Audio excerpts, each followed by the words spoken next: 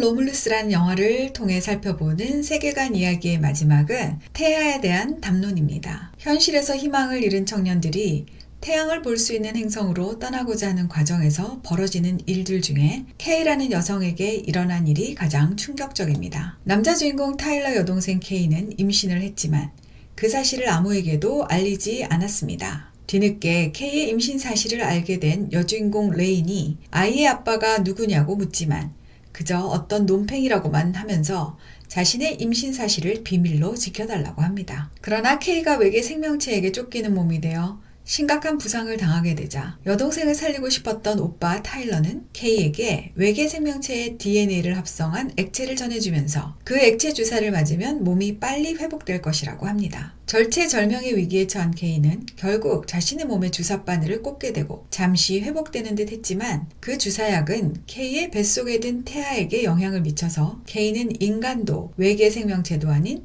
엄청나게 빠른 속도로 성장하는 괴물을 출산하게 됩니다. 그리고 그 괴물의 손에 죽게 되죠. 영화 속에서 K가 출산하는 장면이 얼마나 끔찍하던지 그 모습과 평범한 여성의 출산 장면이 오버랩되면 정말 아무도 아이를 낳고 싶지 않은 생각이 들 것 같습니다. 에일리언 로물루스에서 은연중에 전하는 메시지는 엄마의 몸속에서 엄마의 영양분을 먹으며 자라는 태아는 마치 숙주의 몸속에서 숙주의 영양분을 빨아먹고 성장하는 기생생명체와 비슷하다는 것입니다. 이런 생각은 급진적 페미니스트들이 낙태를 여성의 인권으로 주장하면서 펼치는 논리와 같습니다. 여성이 원하지 않은 태아는 여성의 몸을 침해한 기생생명체와 같으므로 이러한 기생생명체를 죽이는 것은 여성의 권리라는 것입니다. 그렇다면 왜, 그리고 언제부터 미국 사회는 여성과 태아를 서로 적대적인 관계로 보기 시작했을까요? 여러 가지 이유가 있지만 오늘은 마르크스주의 세계관의 영향력이란 관점에서 살펴보도록 하겠습니다. 흔히 마르크스주의, 공산주의 사상을 가진 사람들을 좌파라고 합니다. 좌파의 특징은 기본적으로 유물론자이며 유토피아주의자들입니다. 그래서 이들을 진보 좌파라고 부르기도 합니다. 이들은 인간을 물질적인 존재로 보며 사회공학적인 방법을 통해 인간과 사회를 개조할 수 있다는 혁명적인 사상을 가진 사람들입니다. 그리고 새로운 사회를 만들기 위해 기존의 사회 질서와 제도 등을 해체시켜야 한다고 주장해 왔습니다. 1900년대 초 러시아와 같은 나라는 정치와 경제 영역에서 마르크스주의를 도입하여 사회공학적 실험을 했습니다. 이들은 러시아의 기존 질서인 왕조와 교회와 가정을 해체하고 새로운 공산 유토피아를 건설하려고 폭력혁명이라는 방법을 사용했습니다. 그런데 유럽과 미국에서는 이러한 공산주의 혁명이 성의 해방이라는 사상과 맞물리게 되었습니다.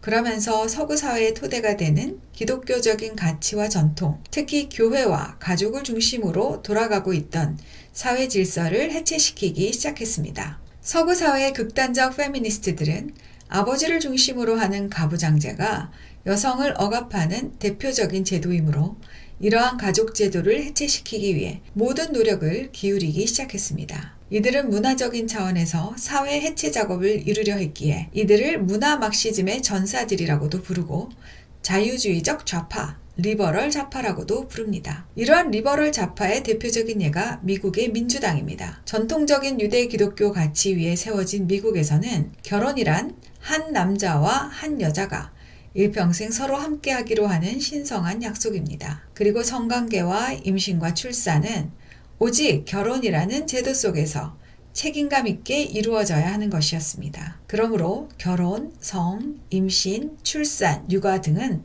언제나 함께 가는 개념이었습니다. 그런데 미국 사회가 세속화되면서 미국의 리버럴 좌파들은 이러한 결혼의 통합성을 해체시키기 시작했습니다. 성은 쾌락을 위한 것이고 결혼은 안정성을 위한 것이고 임신과 출산은 사회의 지속 가능성을 위한 것이라는 주장을 한 것입니다. 그러니 각자 필요에 따라 결혼이든 성이든 출산이든 따로따로 선택할 수 있다는 것입니다. 이러한 생각은 헐리우드 영화를 통해 표현되고 사회 전체에 전파되기 시작했습니다. 특히 성과 결혼과 출산 중 여성의 자유를 가장 억압하는 것이 바로 출산이었습니다. 여성들이 자유롭게 성을 누리는 것을 방해하는 것이 바로 임신과 출산이라는 생물학적 억압이라는 것입니다. 그리고 여성이기 때문에 당하는 이런 생물학적 억압에서 해방되는 가장 강력한 도구가 낙태입니다. 그래서 그들은 낙태할 수 있는 권리를 프로-초이스라고 부르며 스스로를 해방시킬 수 있는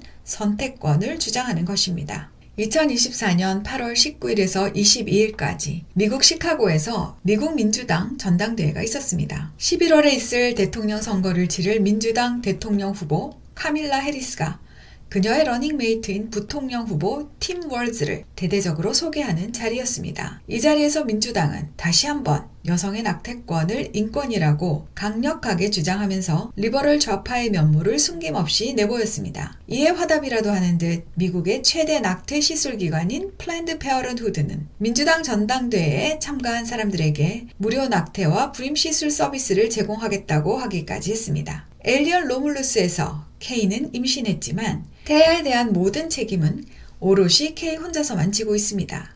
그리고 K도 자신과 성관계를 하고 아이를 임신하게 한 남자에 대해서는 별로 개념치 않습니다. 이렇게 성과 결혼과 출산이 분열된 세상에서 태아가 설 자리는 어디에 있을까요? 자신에게 생명을 안겨준 아빠의 존재는 부인되고 자신을 가장 사랑해줄 것이라고 믿는 엄마는 자신을 혐오하여 죽이려고 하고 기껏 태어나도 안정적으로 살아갈 가정이 없는 그런 사회에서 말입니다. 요즘 저출산 시대를 맞이하여 온 나라가 망할 것처럼 호들갑을 떱니다. 사실 호들갑이 아니라 아이들이 태어나지도 않는 나라에 미래가 없는 것은 확실합니다. 그래서 나라에서는 수십억, 수조 원의 돈을 쏟아붓고 있죠. 그러나 생명을 사랑하고 결혼 제도를 존중하며 서로에게 책임을 다하는 남자와 여자가 없는 사회에서 돈만 쏟아부으면서 아이들이 태어나길 기대하는 것은 밑 빠진 독에 물 붓기가 아닐까요?